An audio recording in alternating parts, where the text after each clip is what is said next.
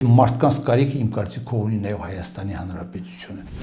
Արցախայության մի մասը վերջիվերջով զինվորականներ են, ըստ էության երրորդ համաշխարհային պատերազմի ընթանում։ Մի քանի գյուղեր վերադարձել եք Ադրբեջանին, Ադրբեջանը հանգստանա, մենք վերջիվերջով մենք ով էինք։ Բարև ձեզ հարգելի հետևորդներ, մեր զրուցակիցը այսօր Արցախի Հանրապետության գիտության վաստակավոր գործիչ, Ազգային ժողովի Հայ հեղափոխական դաշնակցություն կուսակցության падգամավոր, ինչպես նաև Ազգային ժողովի արտաքին հարաբերությունների հանձնաժողովի նախագահ Վահրամ Բալայանն է։ Բարև ձեզ, պարոն Բալայան, շնորհակալ ենք մեզ չմերժելու համար։ Շնորհակալ հրավերի համար։ Պարոն Բալայան, արդեն հայտնի է, որ ապրիլի 1-ից մասամբ դադարեցվել է 40+10,000 դրամական սոցիալական աջակցությունը, որ Հայաստանի Հանրապետության կառավարությունը տրամադրում էր արցախայությանը։ Սա ինչ խնդիրների առաջ է կանգնեցրել արդեն իսկ մեր արցախայությանը եւ առաջարկվող բնակապահովման ծրագիրը ըստ ձեր գնահատմամբ ինչքանով է ճիշտ։ Ընդհանուր առմամբ պիտի ասենք, որ տուն ու տեղը կորցրած մարդու համար հասկանալի է նոր միջավայրում հաստատվելու, պետք է որոշակի նյութական հնարավորություններ, պայմաններ, հասկանալի է, որ Հայաստանի Հանրապետության իշխանությունների կողմից այս իրականացող այս ծրագիրը ինչ որ մի ձևով փորձում էր շտկել իրավիճակը, մարդիկ հիմնականում այդ 40+10 այդ 50,000 դրամները հիմնականում տան վճարների համար է դրում, դուք գիտեք բավականին թանկ է այդ տան վճարները եւ այս ձևով մարդիկ փորձում են, ինչպես ասում են, ինտեգրվել են միջավայրին, որտեղ իրենք այսօր գտնվում են։ Իհարկե կտրել այդ ամենը դա հասկանալի է, որ սոցիալական բազում ու բազմաթիվ հարցեր է այստեղ առաջանում, խնդիրներ առաջանում եւ ամենամեծ մտահոգող հարցը այն է, որ հասկանալի է մարդ եթե չունի հնարավորություններ ապրելու այդ միջավայրում, նա պետք է ինչ-որ ելք որոնի, իսկ այդ ելքը դուրս գալն է այս Հայաստանի Հանրապետության տարածքից։ Դա ամենավատ սցենարն է, եթե այսպես ասենք, ինչու որովհետև վերջիվերջով այստեղ իդեպ ասեմ, որ մշտապես մեր լրատվամիջոցներով ներկայացում է, որ 120,000 ազգաբնակություն է, բայց իրականության մեջ այդպես չէ, որովհետև իրականության մեջ 2020 թվականի հունվարի 1-ի տվյալներով Արցախի Հանրապետությունում ապրում էր 146,800 մարդ եւ երկու այսպես этаպով ըստ էության բռնատեղանությունը կատարվեց, այսինքն 20 թվականի ռազմական գործողությունների հետևանքով Հադրութը, Ասկերանը, Մարտունու շրջանի մի շարք գյուղեր, այսինքն ոչ թե 120 է, այլ շուրջ 150,000 ազգաբնակչություն է փաստորեն տեղահանվել եւ այսօր այդ մարդիկ այդ մեծ մասսան այդ ամենի կարիք ունի եւ այդ մարդկանց կարիքը իմ կարծիքով ունի նաեւ Հայաստանի Հանրապետությունը։ Ինչի՞ եմ ես այդպես ասում, գաղտնիք չէ, որ այսօր Հայաստանի Հանրապետությունը բավականին ծանր քաղաքական, ինչու՞ չէ նաեւ ռազմաքաղաքական, եթե այսպես իրավիճակի մեջ է, շրջապատում գտնվող երկրները, մասնավորապես խոսքս վերաբերում է Թուրքիային եւ Ադրբեջանին, ճշնամաբար են տրամադրված եւ Արցախայության մի մասը վերջիվերջով զինվորականներ են, որոնք ունեն կրթություն են ստացել բարձրագույն զինվորական հաստատություններում, ռազմական ճանապարհ են անցել եւ Հայաստանի Հանրապետության հայրենիքի այս հատվածի պաշտպանության համար այդ մարդկանց պիտանելիությունը անչափ կարեւոր է եւ կարծում եմ թեւուզ եւ այս տեսանկյունից պետք է իշխանությունները մտահոգ լինեն։ Էլ չեմ խոսում նրա մասին, որ տարբեր ասպարեզների մասնագետներ սկսած գիտությունից, կյանքի բոլոր ոլորտներին եւ այս մարդիկ կարող են Հայաստանի Հանրապետությանը զարգացմանը նպաստել եւ այսօր եթե մենք հանդարտ խոսում ենք Հայաստանի Հանրապետությունը, որ ծնելիության անկում, բնական աճի անկում, արտագաղթ չէ, դե 150,000 ազգաբնակություն այստեղ է պետք է ինչ-որ պայմաններ ստեղծել, որպեսզի մեր հայրենակիցները Բայց խրախուսվում են, որպեսզի արցախցիները մնան Հայաստանում։ Այդ ամբողջ խնդիրը նրանում է, որ ես մեկ էլ եմ ասում, դա չանել նշանակում է խթանել, որպեսզի մարդիկ հեռանան այլ երկրներ, այսինքն փորձեն իրենց կյանքը այդտեղ կազմակերպել։ Կարծում եմ, որ սոցիալական առումով այս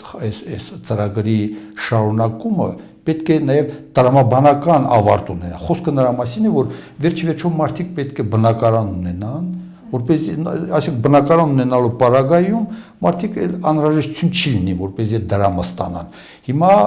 դրան զուգահեռ նաև այսպես փորձ է կատարվում լուծել բնակարանային այսպես ծրագիրը, որը գաղտնիք չէ, որ ըստ էության ձախողված է։ Ես ինչքան տեղյակ եմ, վերջին տվյալներով, եթե չեմ սխալվում, կարծեմ 865 հոգի այդ սերտիֆիկատ կոչված ստացել են,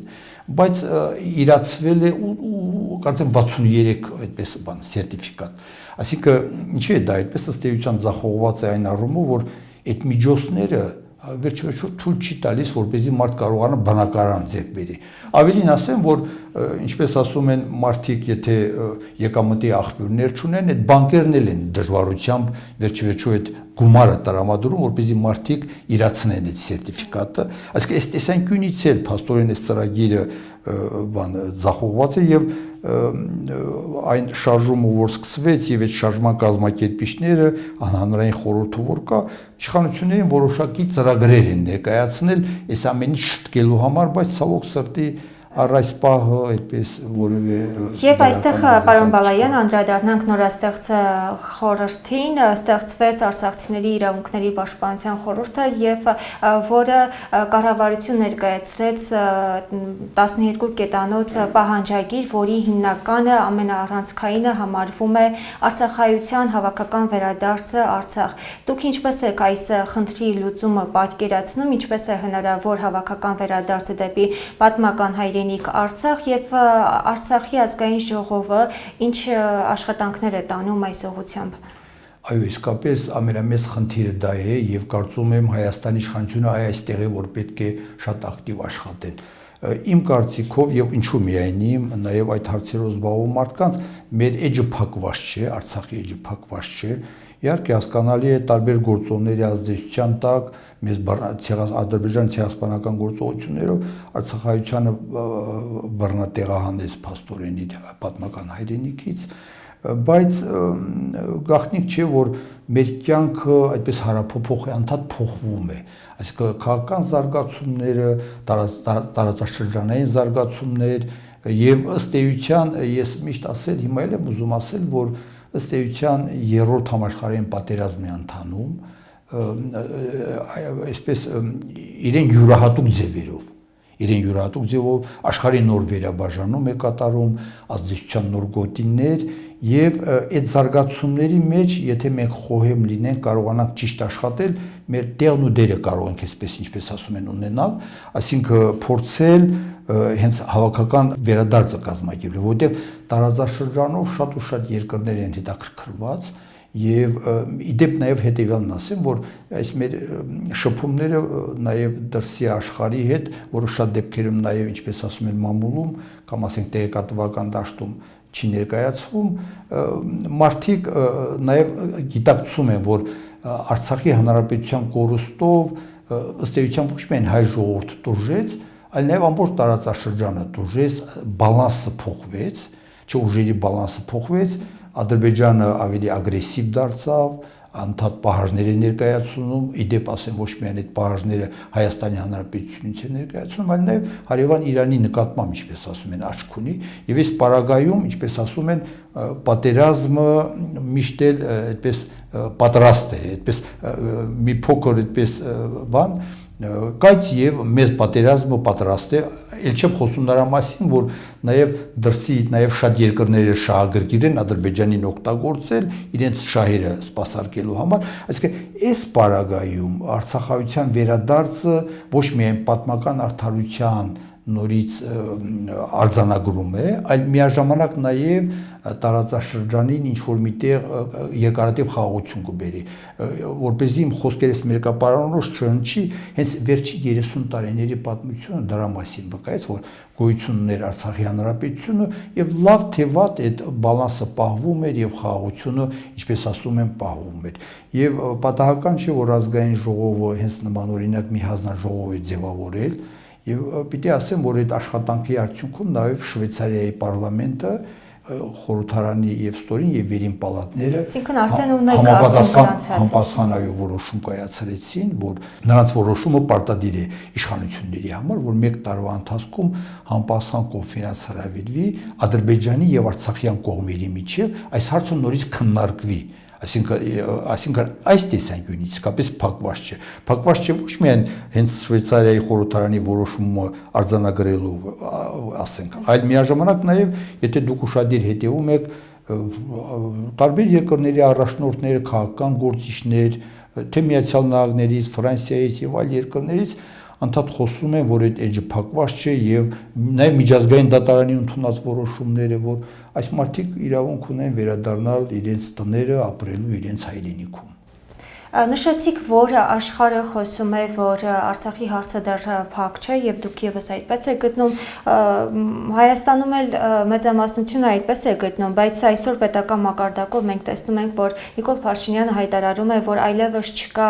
Արցախի հարցը եւ որ Արցախյան շարժումը, Ղարաբաղյան շարժումը այլևս փակ է ու նաեւ դեռևս չկնքված խաղաղության պայմանագիրը այսպես ուղիղ հարված է Արցախի հարցին։ Այս պարագայում ինչպես կարող ենք վերադարձնել բանակցային սեղան բերել Արցախի հարցը։ Գիտեք, Հայաստանի Հանրապետության գործող իշխանությունների մոտ այնպիսի տպավորություն կա, որ նման հարցը բարձրացնելու պարագայում Ադրբեջանը ավելի այսպես ագրեսիվ այսպես կդառնա, ավելին որ Ադրբեջանի նկատմամբ զիջողական քաղաքականության պարագայում Ադրբեջանը ավելի բարի կդառնա, ավելի լավ կվերաբերվի, պատերազմ չի լինի, բայց ընդհակառակն է տեղի ունենում։ Բայց ցավոք սրտի այդպես չէ։ Վերջիվերջո ով իմ մասնագիտությունն է դա, գիտեք, դարերի ընթացքում թուրքությունը միշտ էլ թուրքական աշխարհը միշտ էլ որոշակի պահանջներ ունի հայության նկատմամբ։ Այն նայեք տեսեք, որպեսզի նորից իմ խոսքը այսպես մերկապահարանոց չընչի, այն վերջին 30 տարիների ընթացքում թուրքական կողմը, որտեղ այս ամենը սպասարկում է նաև Թուրքիայի կողմից, այսինքն նա գաղտնիք չի, այսինքն Էրդողանը դա այսպես բաց տեքստով ներկայացրեց, որի հարցերը մենք ենք լուծում։ Նույնիսկ Ալիևն էլ նեղացավ դրանից, այսինքն որ եւ իրականում դա այդպես է։ Այսինքն փաստորեն իրենք այս վերջին մինչև 20 թվականի պատերազմը իրենք ինչ էին ասում։ Ասում են, գիտեք, մի քանի գյուղեր վերադարձրեք Ադրբեջանին, Ադրբեջանը հանգստանա, մենք Հայաստանի հետ այդ ճանապարհը կբացենք, այս կոնֆլիկտը կլուծվի, այսինքն այդպես էին խոսում։ Կամ մեկ շրջան հանձնեք։ Հիմա նայեք տեսեք, հիմա ոչ միայն չեն բավարարվում այն 7 շրջաններով, որոնք անվտանգության գոտին էին Արցախի հանրապետության, այլ նաև կլանեցին ամբողջ Արցախի հանրապետությունը եւ դրանով չեն բավարարվում։ Արդեն պահանջներ են ներկայացնում։ Հայաստանի հանրապետության նկատմամբ են պահանջներ չեն ներկայացում տարածքային։ Քարտեզներ են գծում, այդ ամբողջ որ Հայաստանի հանրապետություն չկա, չէ, այդ ամբողջը իրենցն է եւ Ադրբեջանում ձևավորվել է համապատասխան իշխանություն, հերոստատեսություն, արևմտյան հորժորժված Ադրբեջան այս ձևով, չէ, որը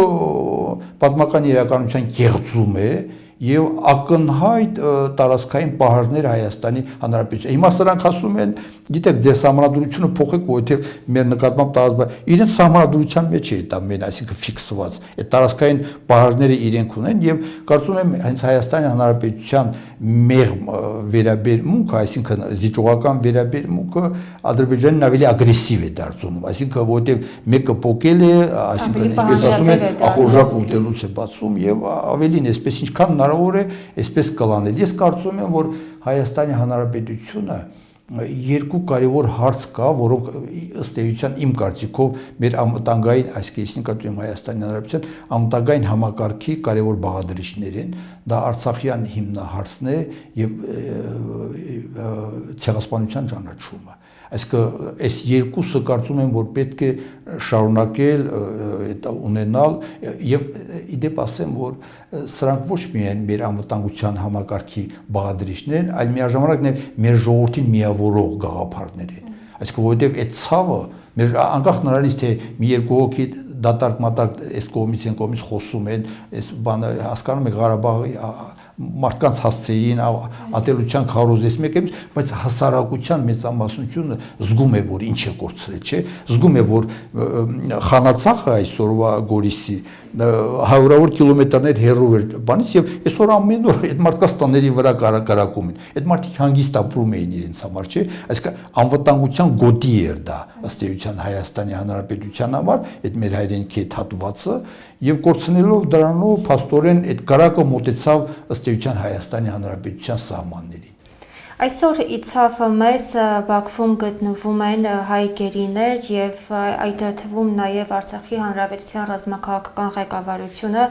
որն այս օրերին այնտեղ ապօրինի դատավարությունն է նրանց ընթանում։ Դուք ինչպես եք պատկերացնում նրանց վերադարձը, հայ գերիների վերադարձը հայրենիք եւ արդյոք Հայաստանի Հանրապետության իշխանության կողմից տեսնում եք համապատասխան քայլեր, որոնք ուղղված են նրանց վերադարձի հետ կապված։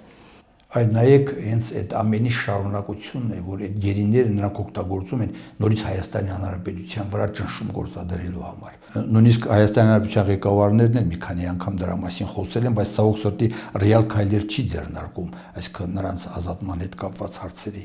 Այսինքն ամբողջ խնդիրը նրանումն է, որ Ադրբեջանը պետք է այս իր ցեղասպանական գործողությունները ինչ-որ ձևով արդարացնի, չէ՞։ Աշխարհին պետք է ներկայացնի, որ այս մարդիկ ռազմական հանցագործներ են, այս մարդիկ ինչ իմանամ, էս են արել, են արել, Ադրբեջանի նկատմամբ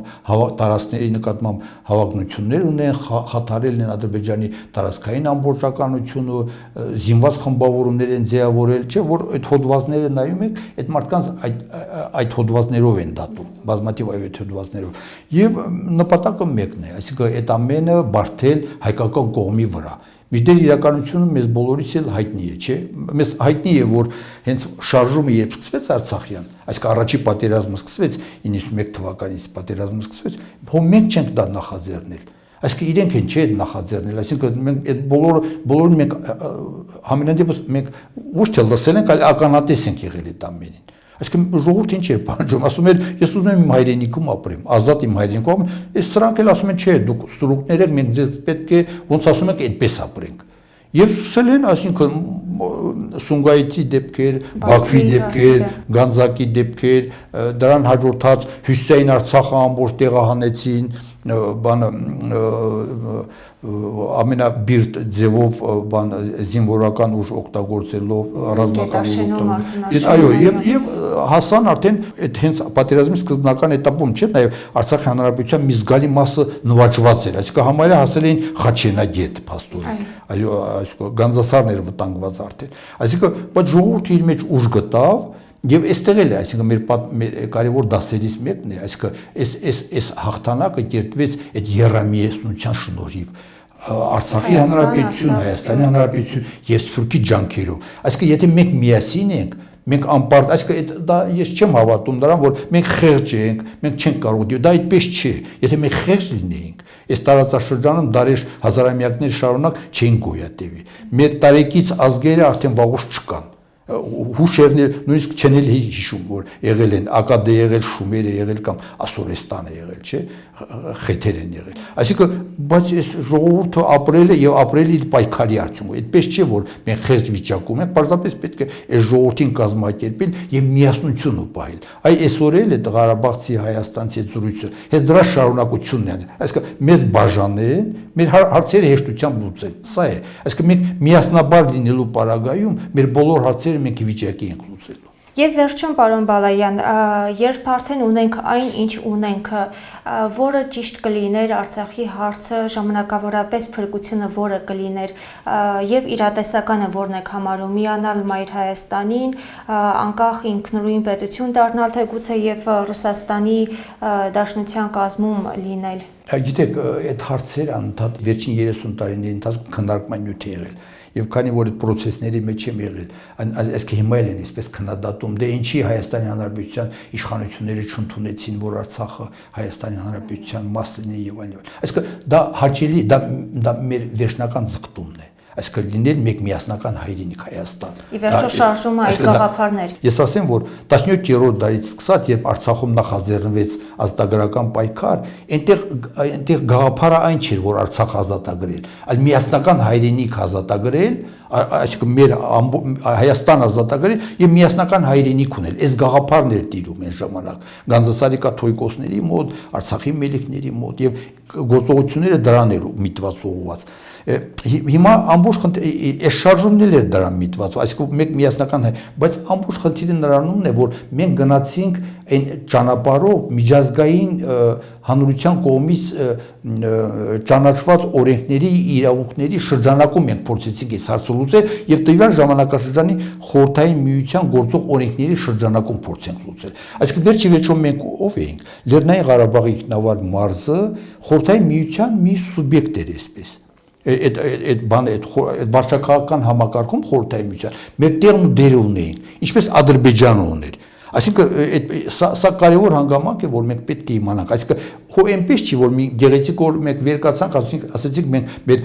անկախությունն ենք ուզում։ Մենք այդ իրավունքը ունեինք, այսինքն մենք Լեռնային Ղարաբաղի ինքնավար մարզը որոշակի կարգավիճակ ուներ խորհրդային